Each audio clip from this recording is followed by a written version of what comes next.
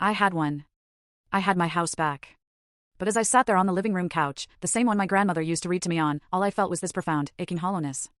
The silence was deafening, not peaceful, just empty. The air still smelled faintly of strangers, of cheap beer and forgotten takeout. My eyes traced the fresh scuff marks on the walls, the crack running down the middle of the coffee table, the raw patch on the drywall where someone had punched a hole. This victory, this reclaiming of what was mine, it had cost me everything I'd saved, every ounce of trust, and a piece of myself I didn't think I'd ever get back. It all started, really, with my grandmother. She was this incredible woman, worked her entire life, saved every penny, just so she could own something. And she did. A duplex, 3 blocks from the hospital where I pulled my night shifts.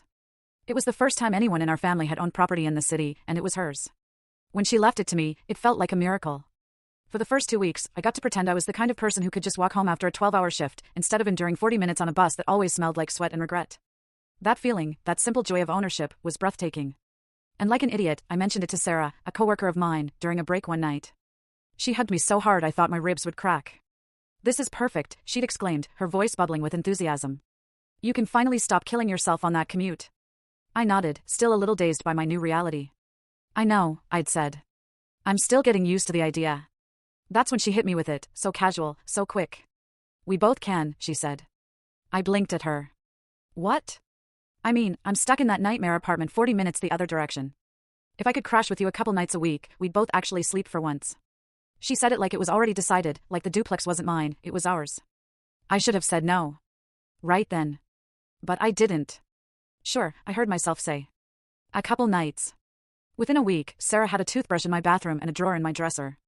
She'd show up after her shifts with takeout, talking about how we were finally living like real adults. She called it our place. I told myself it was temporary. She'd find her own spot soon. This was just what friends did. Then came the next request. "He's going through a rough patch," Sarah said one morning, while we were both getting ready for work. It was her brother, Michael. Lost his job. Rent is up next month. He just needs a couple months to get back on his feet. I hesitated. "Sarah, I don't even know him." "He's quiet," she promised, her eyes pleading.